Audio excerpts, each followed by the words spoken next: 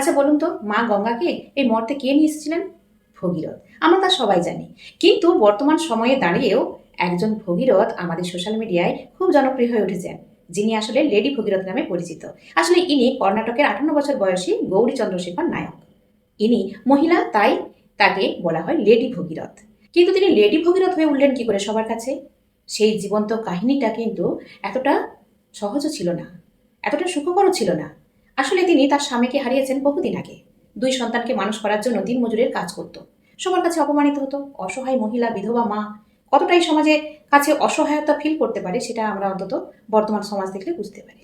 সব কিছুকে উপেক্ষা করেও কিন্তু সে তার জীবন ওই 2 সন্তানকে নিয়েই চালিয়ে যাচ্ছিল। কিন্তু বছরের পর বছর সে একটা জিনিস লক্ষ্য করতো, যে তাদের স্থানীয় অঙ্গনওয়াড়ির বাচ্চারা প্রতি বছর, বিশেষ করে গ্রীষ্মকালে, জলকষ্টে ভুগত। তৃষ্ণার্ত অবস্থায় তারা কষ্ট পেত। তো মায়ের হৃদয় কেঁপে উঠল। তার মন চাইলো যে এই বাচ্চাগুলোর জন্য আমাকে কিছু করতে হবে।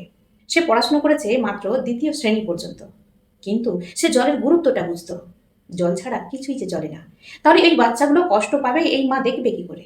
সমাজের চোখে উপেক্ষিত হওয়া সত্ত্বেও সে তার মনোবল হারায়নি, সে সাহস হারায়নি, বরং হাতে তুলে নিল কোদাল। পুরুষদের অপেক্ষাও করেনি, আশাও করেনি যে কেউ তাকে সাহায্য করবে। সে একাই ওই অঙ্গনওয়াড়ির পাশে একটি 75 ফুট গভীর কুয়ো খুঁড়ে ফেলল।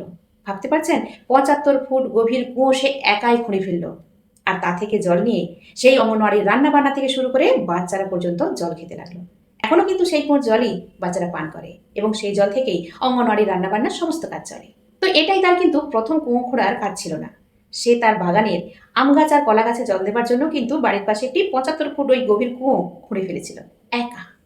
শুধুমাত্র সাহসকে অবলম্বন করে, ইচ্ছেটাকে অবলম্বন করে। তাহলে বুঝতে পারছেন বন্ধুরা, যে মনের মধ্যে যদি অদম্য ইচ্ছে থাকে আর সাহস থাকে, আর তুমি ধৈর্য নিয়ে যদি কাজ চালিয়ে যেতে পারো, তাহলে কিন্তু সফলতা একদিন তোমার কাছে এসে হাজির হবে। তুমি যার পেছনে দৌড়চ্ছ, সে নিজে তোমার কাছে এসে হাজির হবে। শুধু চেষ্টা, সাহস, ধৈর্য আর পরিশ্রম করে যেতে হবে। তার সাথে এই জীবন্ত কাহিনীটা প্রকৃত নারী শক্তিকেও প্রমাণ করে যায়, যে মেয়েরাও পারে, মেয়েরা অনেক কিছু করে নিতে পারে। তারাও সমাজের জন্য এগিয়ে আসতে পারে, সমাজের কারিগর হতে পারে।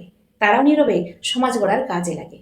শুধু কি বলুন তো, এই সমস্ত জীবন্ত কাহিনী আমাদের সামনে এসে পৌঁছয় না বলে আমরা বুঝতে পারি না। এমন অনেক কাহিনী আমাদের ঘরে ঘরে রয়েছে, আমাদের এই সমাজের আনাচে কানাচে রয়েছে, যার খোঁজ আমরা হয়তো সত্যিই পাইনি। যে গ্রামের মানুষ তাকে একসময় উপেক্ষিত করত, সেই গ্রামের মানুষরাই আজ ভালোবেসে তাকে লেডি ভগীরথ বলে ডাকে। তাহলে বুঝতে পারছেন বন্ধুরা, যে নিজের পরিচয় নিজের কাজ দিয়ে দেখাতে হয়। বড় বড় কথা, বড় বড় বক্তব্য, এত এত ডিগ্রি, এত এত শিক্ষা, এ সব কিছুই ব্যর্থ যদি তুমি তা প্রয়োগ না করতে পারো।